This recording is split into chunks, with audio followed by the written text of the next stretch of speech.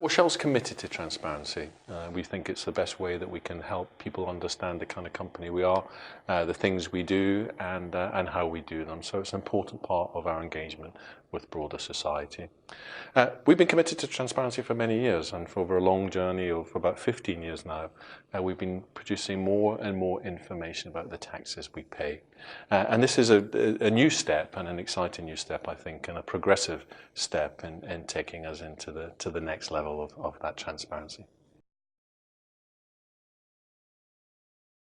Got together with a number of other leading companies to work on a set of principles for responsible tax, covering the way that we comply with the law, the way that we engage with tax authorities around the world, and particularly our approach to being transparent about that.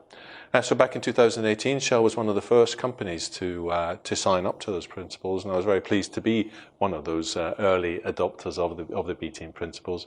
And we've been working with those principles since then, and that's culminated in this first approach to, this first new publication on our approach to taxes. Our tax strategy, of course, like many other strategies in Shell, supports Shell's overall strategic ambition. So we, in tax, help the company be a world-class investment case. We help the company thrive through the energy transition, and we also help particularly to improve and strengthen our societal license to operate.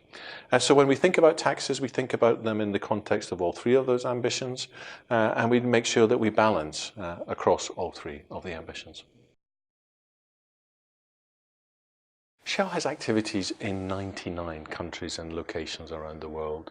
And each of those locations, the government will establish a tax system which is appropriate to the kind of economy they want to create, the investment they want to attract, the kind of jobs, the quality of the jobs that they want to generate. And we will, of course, then pay taxes in accordance with the laws that they create. In some countries relatively higher, in some countries relatively lower. Overall, in 2018, we paid over 10 billion in corporate income tax and almost 6 billion in royalties, so 16 billion in total. And of course, we also collected another $48 billion worth of taxes for governments around the world. And if you look at the corporate income tax side of that, then on average, our effective rate of tax on all of the profits we earn in all of the locations where we're active was 33%. That's a very high rate compared to many other companies. Well, governments make tax incentives available where, again, they try to attract a particular kind of activity into their country, and where those tax incentives meet the requirements that are set out in our responsible tax principles, then we're happy to use those incentives, because in that way we're actually helping the government deliver on what it's trying to achieve for its country.